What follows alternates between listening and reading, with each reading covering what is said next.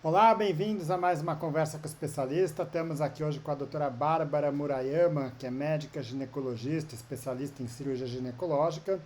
E a ideia com você, Bárbara, é discutir a respeito do mioma uterino. Então, primeiramente, bem-vinda. Obrigado pela sua disponibilidade aqui com a gente.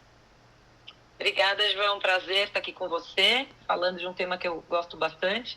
Então vamos lá, falar de mioma. Então, para começar, o que é o mioma uterino? O mioma é o tumor uterino mais comum na mulher, né? Assim, é o tumor feminino mais comum. Ele é um tumor que a gente chama monoclonal. O que significa isso? Cada mioma nasce de uma célula do útero. A gente tem milhões de células para formar um órgão. Então, imagina a quantidade de possibilidades de miomas que a gente pode ter. E os miomas, eles são tumores que, em sua maioria, benignos. É um tumor considerado benigno, super comum. 80% das mulheres têm ou terão miomas em algum momento da sua vida. Então, mas é um tumor benigno, mas ele pode atrapalhar bem a vida da mulher. Ótimo. Bom, e considerando isso uma lesão tumoral, né? A primeira pergunta que qualquer mulher vai fazer frente a esse diagnóstico é o risco de isso se tornar uma lesão maligna. Uhum. Isso é comum? É uma preocupação de fato ou não? Não é uma preocupação de fato, porque a degeneração sarcomatosa, né, que é o mioma ali ser um sarcoma, ele é raro, né? Então, o mioma, ele é comum na fase reprodutiva da mulher. Então, entre a primeira menstruação e a última menstruação da vida, a menarca e a menopausa. Principalmente ali na faixa etária dos 30, 40 anos. Claro que pode acontecer um pouco antes, um pouco depois, mas essa é a média. O sarcoma, ele é um tumor raríssimo, menos de 1 para 1000, assim, e mais comum ali para os 60 anos de idade. E geralmente quando são tumores que crescem rápido, sangramento, tem um outro comportamento. Então a gente vai se preocupar com sarcoma nas mulheres jovens, principalmente em miomas que cresceram muito rápido e em pacientes que às vezes têm alguma história familiar, mas não é o dia a dia, é muito raro. Para você ter ideia, eu trabalho com miomas e tenho muito mioma. Basicamente, meu consultório é só mioma e endometriose já há mais de 15 anos, 20 anos de consultório quase.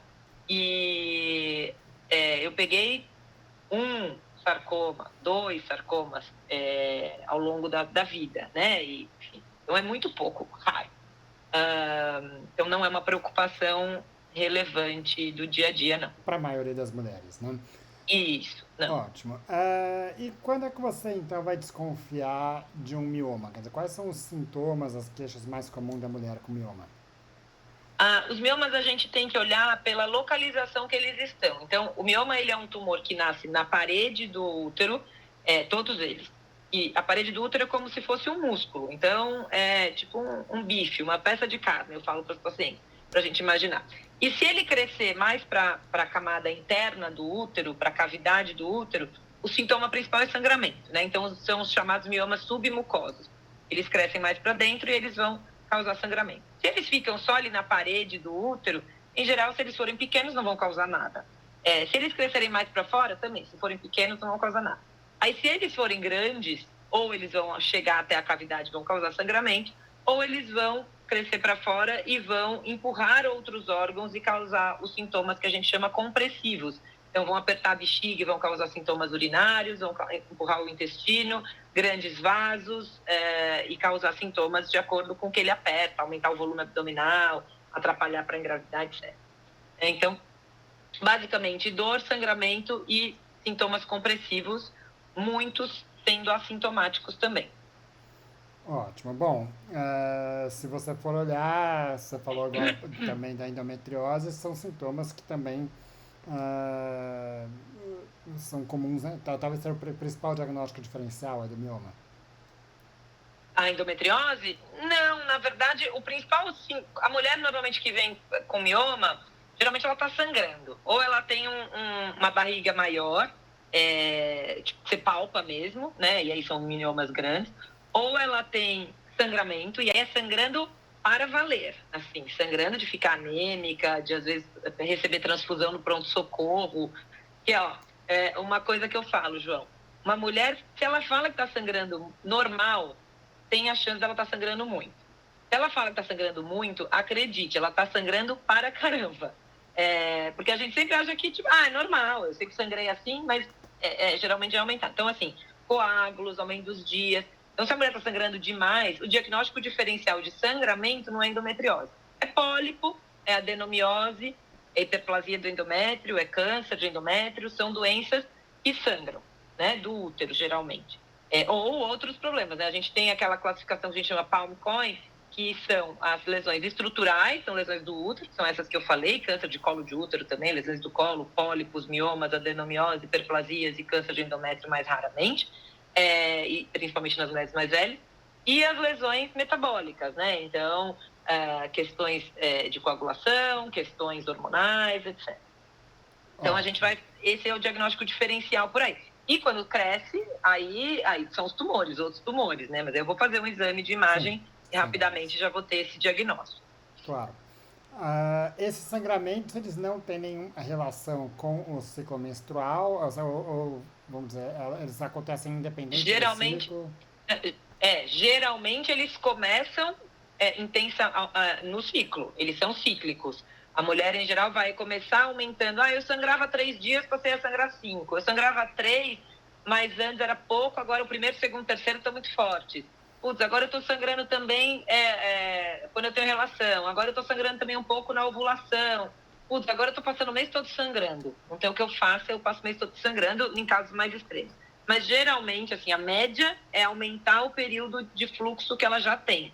Tanto na quantidade de dias, quanto na quantidade de sangue que perde.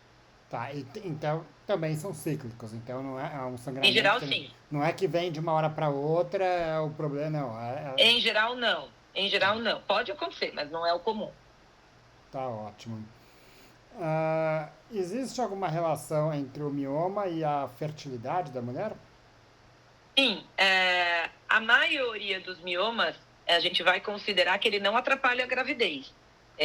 A mulher vai engravidar independente. Mas os miomas que já são crescidos para a parte interna do útero ou que encostam na camada interna do útero, então os miomas, a gente tem uma classificação que é o que a gente chama de classificação da FIGO, que dá número aos miomas. Então, o mioma que é totalmente dentro da cavidade é o tipo 0, os que estão submucosos são o tipo 1, tipo 2. O tipo 3, ele é intramural, ele está na parede, mas ele encosta na cavidade. Esses podem atrapalhar a gravidez, porque 2 corpos não ocupam o mesmo lugar no espaço. Então, a cavidade uterina natural, ela tem uns 3 centímetros de comprimento. Um mioma de 1 já ocupa 1/3 do espaço, né? Então, eles podem atrapalhar, o ideal é tirar. Eles aumentam a vascularização ali também, então aumenta a inflamação, o endométrio vai ficar mais, com uma imunologia diferente. Então, o ideal, esses atrapalham com certeza. Os muito grandes também podem atrapalhar, porque eles vão impedir que o útero faça as contrações naturais que fariam se não tivessem aquele peso. Pode apertar a tuba, o ovário também, atrapalhar isso tudo. Então, pode atrapalhar e também os miomas grandes a gente vai precisar tirar. E a outra questão é que os miomas médios, mesmo que teoricamente eles não atrapalhem a gravidez, o problema é que o mioma, diferente do que a gente tinha falado, né, quando a gente conversou de endometriose, é que o mioma ele se alimenta, ele responde tanto a estrogênio quanto a progesterona. E a gravidez é principalmente regida pela progesterona. Então, os miomas vão crescer bastante durante a gravidez. E às vezes um mioma que era pequeno no começo, conforme a gravidez vai acontecendo, ele vai crescendo. E aí ele pode disputar espaço com o feto e às vezes até causar abortos tardios, abortos precoces, abortos tardios e partos prematuros, dependendo ali de descolamento de placenta, placentação errada, enfim, uma série de complicações. Então a gente tem ali que ter o timing de se tira ou não os miomas, se faz algum tratamento para os miomas antes de uma tentativa de gravidez. Ótimo. Bom, então vamos chegar nisso daqui a pouco, quando falar de tratamento, né? Mas, assim, como a gente discutiu, o mioma é um problema que é bastante comum, né? E que muitas vezes não causam sintomas. Então, eventualmente, acredito que muitas mulheres devam fazer o diagnóstico de um mioma quando está fazendo um exame pré-natal, por exemplo, um ultrassom pré-natal, que, vamos dizer, descobre um mioma que não tinha previamente. Sim, O que fazer nessa situação?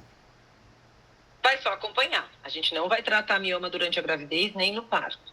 Só se ele estiver na via de parto, é óbvio, né? Para eu tirar o neném, seja via vaginal ou cesárea. Às vezes tem um mioma bem no segmento onde eu tenho que cortar para fazer a cesárea. Obviamente aquele eu vou tirar, mas eu não vou fazer o tratamento completo.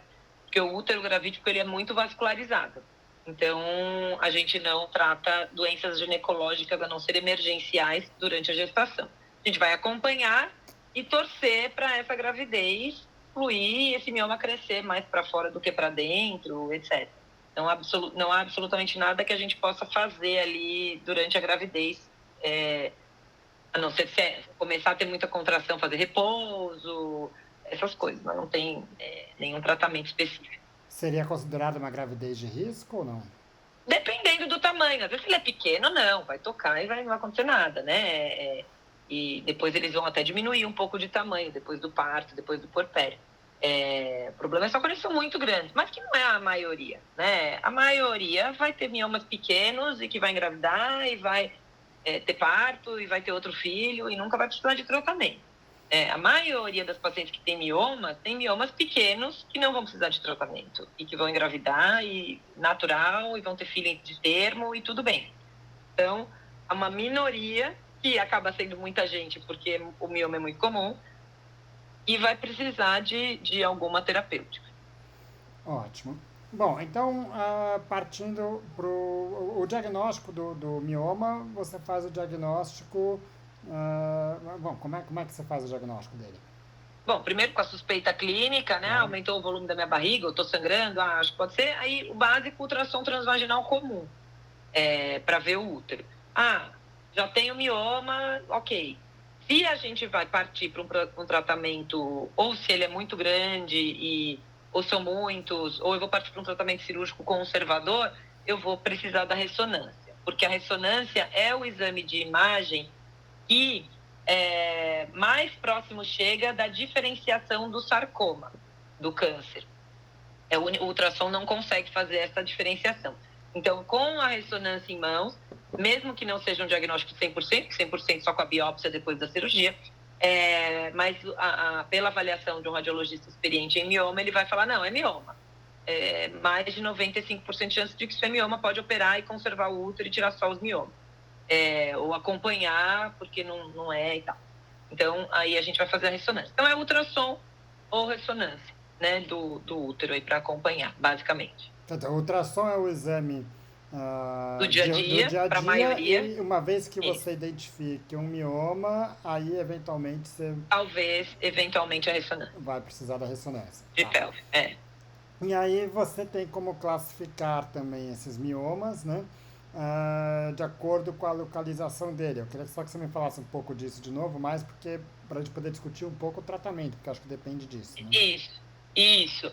A localização é que define as classificações. Hoje, a gente tem várias classificações, mas a que a gente mais usa para ter uma linguagem comum com os radiologistas é a classificação da FIGO, que classifica, então, os submucosos, que vão ser o tipo 0, tipo 1, tipo 2, os intramurais, que basicamente são o tipo 3, que ele encosta na cavidade, o tipo 4, o tipo 5 já é intramural um pouquinho, subseroso, e os subserosos é o tipo 6 e o tipo 7, que é pediculado para fora.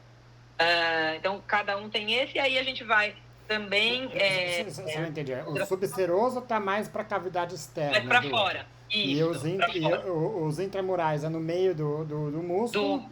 Isso. E os submucosos é o que estão voltados para a cavidade uterina, né? Tá. Isso, porque o útero ele tem basicamente 3 camadas. A camada interna, que é o endométrio, a camada do meio, que é o músculo, que é o miométrio, e a camada externa, que é uma película que reveste o útero, que é a serosa. Então, se ele é subseroso, ele está ali embaixo desse tapetinho externo, no meio intramural, e submucoso embaixo do tapetinho interno. Basicamente isso. Tá, e vamos dizer, os que geram maior preocupação quando se fala, por exemplo, de uma gestação, alguma coisa nesse sentido, os para dentro. Os que estão para dentro, os submucosos. Né, são submucosos. e os que estão para fora geram uma, Grandes, né? Os que estão grandes, porque os daí ele está sintomas estão ligados comprimindo ao tamanho. tudo, está atrapalhando toda a função ali do útero, da tuba, do ovário. Mas provavelmente um submucoso de um tamanho menor talvez preocupe mais, né? Tá, Isso. É, um de 1 centímetro submucoso, eu vou indicar cirurgia. Um de 1 centímetro intramural ou subseroso, eu não vou fazer nada. tá, Meio isso. legal. Bom, a maioria dos miomas são pequenos, são assintomáticos, né? O que fazer nesses casos? Quer dizer, eles precisam de um acompanhamento? Eles vão, mesmo esses pequenos, eles podem ter indicação de cirurgia, né? Nessas situações quando está indo para a cavidade uterina. Sim, os da cavidade, se a paciente quer engravidar ou se ela tem sangramento, é cirúrgico, né? E a melhor técnica é a esteroscopia, esses para dentro, que é uma técnica endoscópica, que eu entro com uma câmera pela vagina, pelo canal cervical e tiro só o mioma e vou embora.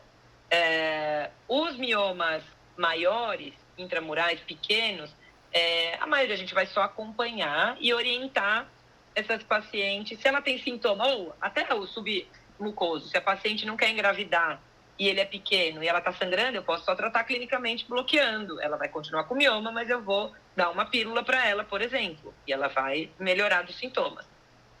Algumas vão, outras não. E aí também, falha de tratamento clínico, indicação de cirurgia, né? Então, dei o hormônio, não consegui controlar o sangramento, vamos operar. Mas se ela já quer engravidar, aí a gente já tira. Se o mioma já é maior, a gente já tira. Sempre também a gente vai orientar algumas mudanças de hábito. A gente sabe que alguns alimentos, por exemplo, a carne vermelha, já estão bem relacionadas com o aumento dos miomas. Então, a gente vai orientar essa paciente a preferir carnes magras, a preferir carnes brancas do que a carne vermelha.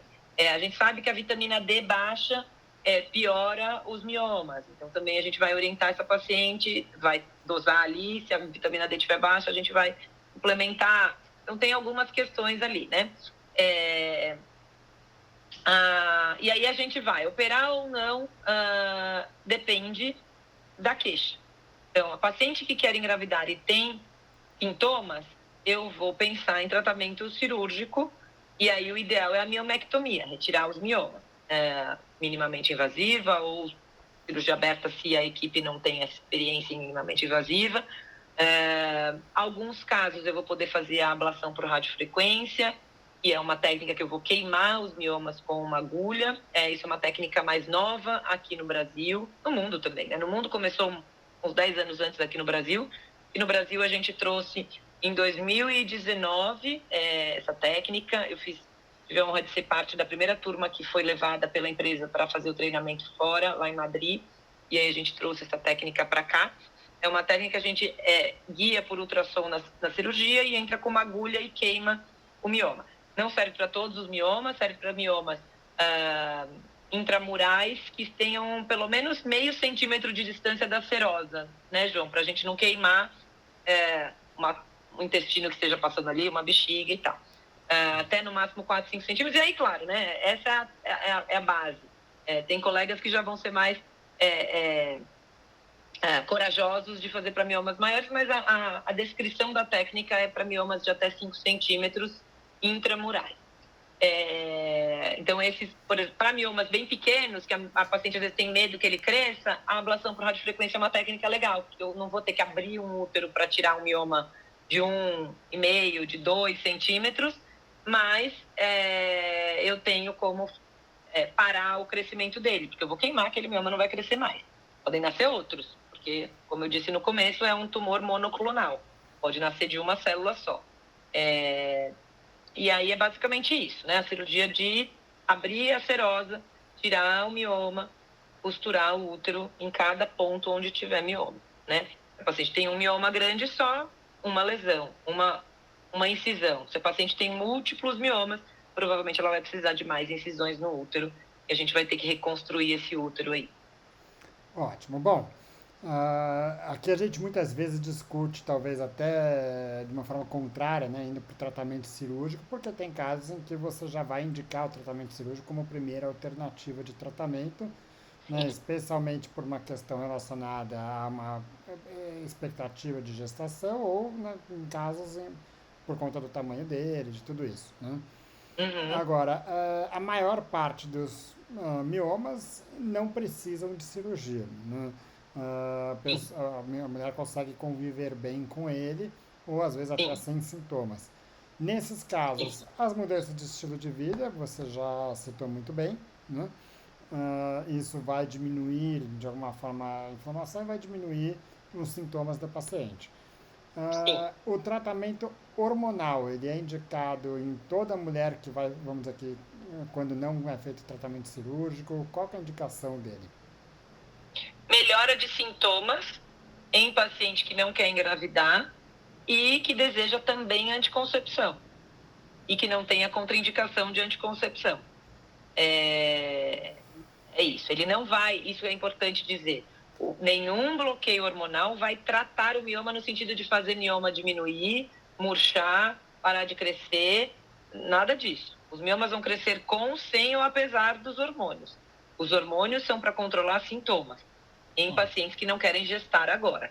Então, eu vejo, infelizmente, eu recebo muita paciente que recebeu como orientação de outros médicos, usa uns 6 meses para ver se melhora e diminui, e aí depois a gente vê o que tem que fazer quando a paciente já quer engravidar, às vezes. Está errado, né? Esse tratamento hormonal é para diminuir sintoma de paciente que não quer engravidar agora. Ela quer engravidar agora, o tratamento, se a paciente é sintomática, é cirúrgico. Aí, qual técnica vai depender do caso. Ótimo, aí Mas, é o que a gente discutiu. isso. Isso é muito importante, porque eu vejo as pacientes, às vezes, perderem tempo, né, atrasarem os seus tratamentos com essa expectativa de que o mioma vai diminuir com uma pílula anticoncepcional, vai murchar, vai desaparecer. Isso não vai acontecer, é um tumor sólido. Ele só vai desaparecer se eu tirá-lo de lá, cirurgicamente. Tá ótimo. E o prognóstico deles? Eles tendem a crescer, eles podem diminuir sozinhos? Qual que é a evolução natural desses miomas? É um tumor de fase reprodutiva. Então, na hora que a gente atinge o período do climatério da menopausa, a tendência é que eles diminuam na maioria das mulheres. Aí, de novo, a gente vai ter, claro, tem uma questão genética, então a gente sabe, por exemplo, mulheres afrodescendentes, mulheres negras, têm uma tendência a terem miomas maiores, mais agressivos.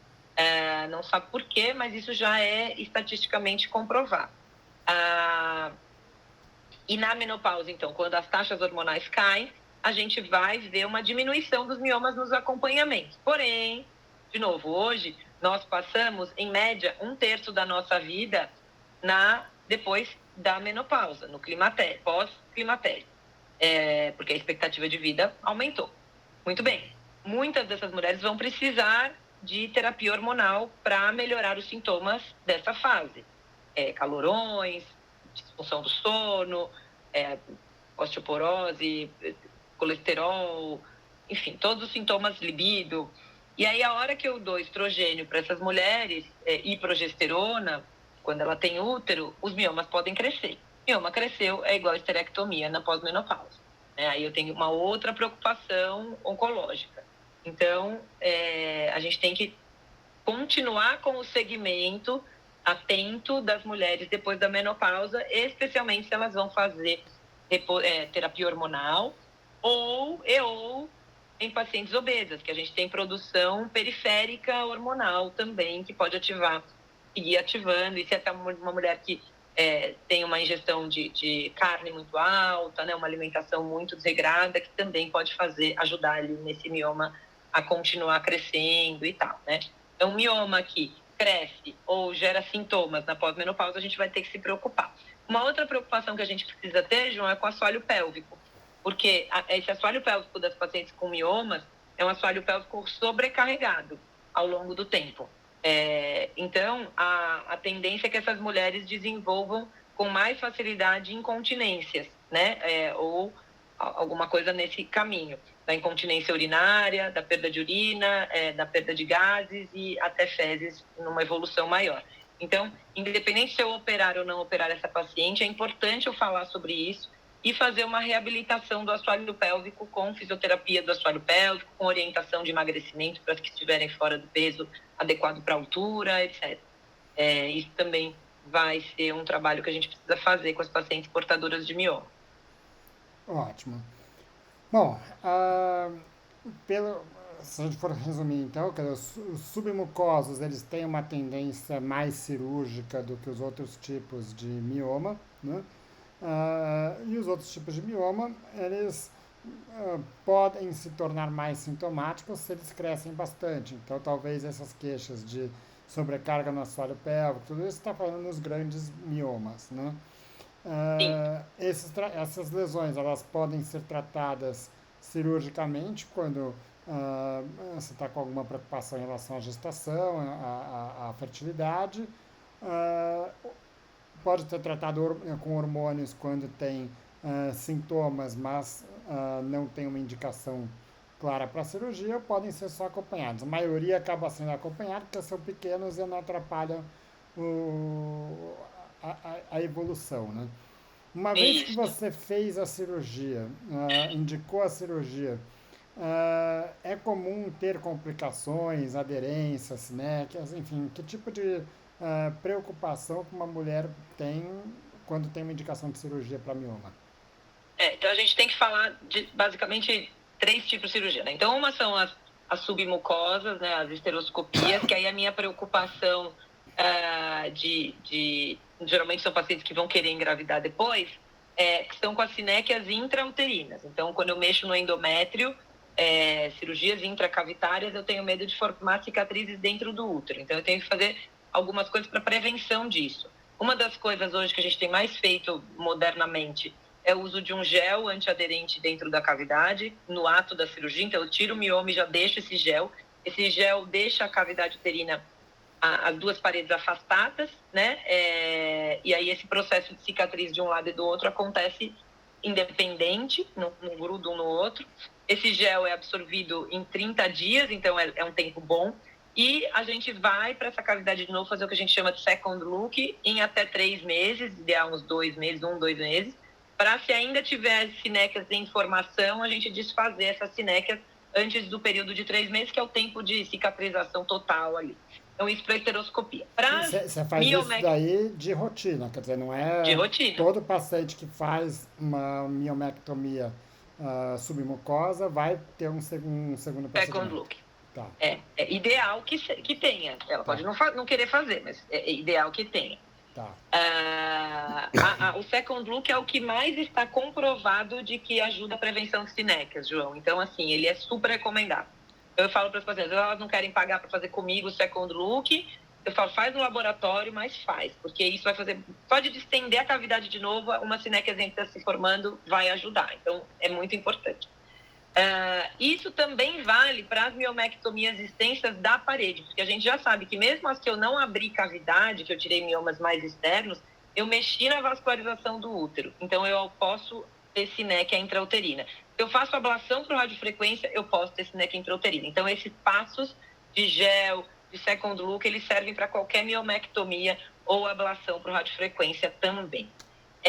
Se eu tiro o útero, essa é uma coisa que é engraçada. As pacientes, quando elas fazem a esterectomia, que é o tratamento definitivo dos miomas, e deve ser oferecido para todas as pacientes que não querem engravidar, e aí ela escolhe, né, se ela quer preservar ou não, as pacientes têm uma tendência a achar que a miomectomia é menos complexa do que a histerectomia, que é a retirada do útero.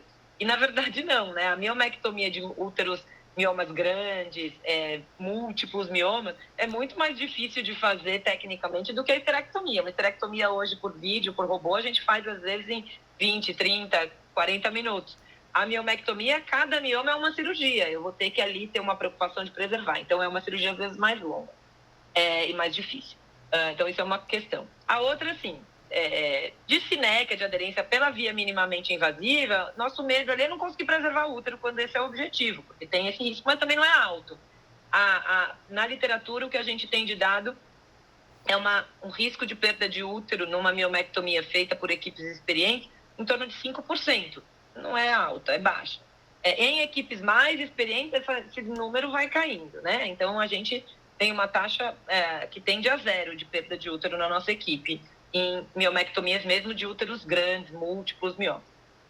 Na esterectomia são os riscos básicos de laparoscopias, de cirurgias minimamente invasivas, de baixo a moderado risco. Então, infecçãozinha, uma infecção de urina, uma feridinha mais vermelhinha, não tem riscos graves. Nas miomectomias tem ali o risco, talvez, de transfusão, claro, pode acontecer. Então, a gente tenta preparar essa paciente, principalmente se ela já estava sangrando muito antes, até às vezes fazer um bloqueio com Zoladex, né, com bloqueio central, para ela parar de sangrar, para eu conseguir repor ferro bastante antes, para ela entrar na cirurgia o mais preparada possível para eu diminuir o risco de transfusão. Mas é um risco que existe, não é zero. É mais ou menos isso. Tá ótimo. E claro, né, a questão de a via de parto, que é uma pergunta delas também, né? Se eu faço uma miomectomia esteroscópica, ela pode ter parto normal depois quando ela engravidar, sem problema algum. Nas miomectomias que eu precisei cortar a serosa e ela vai ter uma cicatriz no útero, o ideal é a cesárea. Existem grupos, eu não faço mais obstetrícia, mas existem grupos obstétricos, de obstetras, que até se arriscam a fazer parto normal. A minha recomendação para as minhas pacientes que fazem as miomectomias com a gente é que façam cesárea, né? Eu falo para elas, você já teve tanto trabalho para conseguir esse útero bom aí, não precisa correr esse risco, porque o útero, ele é elástico por uma gravidez, mas a cicatriz não é. Então, a gente tem um risco ali de rotura do útero nas contrações. Não precisamos passar esse nervoso, né? Eu, pelo menos, penso assim. A minha sugestão para as minhas pacientes é sempre parto cesárea no termo antes do trabalho de parto. Ótimo, mas fora essa questão do parto, o risco durante a gestação é como qualquer outra mulher. Sim, tem um pouquinho de risco maior de acretismo placentário, principalmente quando a gente teve miomas próximos da cavidade ou até que estavam na cavidade, né, que é a infiltração da placenta no útero.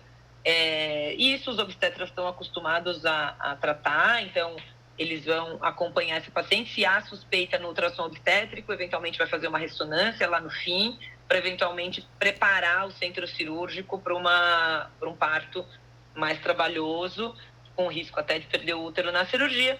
Mas, enfim, são coisas que, com um bom pré-natal, são contornadas, né? E bem tranquilas de resolver. Ótimo. A esterectomia, sem considerar a preocupação, obviamente, da fertilidade, porque ela esteriliza a mulher, né? Mas do ponto de vista hormonal, isso não vai ter nenhum impacto, ela vai continuar produzindo os hormônios normais e não vai ter nenhuma preocupação com isso. Sim, porque aí a gente vai tirar o útero, que é um órgão efetor, né? Ele não é um órgão controlador. O órgão controlador são os ovários que produzem os hormônios. Então, nas pacientes no menacme, a gente vai tirar o útero, preservando os ovários. A gente sempre também vai propor tirar as tubas quando a gente tira o útero, porque hoje a recomendação das sociedades oncológicas é que se tire as tubas, porque os estudos mostram que é o que a gente chama de salpingectomia oportuna, porque a gente sabe que a maioria dos cânceres de ovário nascem a partir de células da tuba uterina. Então, a gente tira a tuba para proteger, diminuir o risco de câncer de ovário nessa paciente que já não vai engravidar, porque eu já tirei o útero. Então, a gente também tira a tuba nesses casos. Ótimo. O ovário fica lá, ela vai ciclar normal. Bárbara, acho que deu para discutir bem a questão do mioma, todo o processo aí, vamos dizer, de diagnóstico, tratamento e os prognósticos, né? Queria te agradecer mais uma vez a sua disponibilidade e contar com você aqui em outras discussões. Fico à disposição, eu que agradeço, João. Boa sorte aí com o seu projeto, parabéns, obrigada. Obrigado mais uma vez. Tchau, tchau.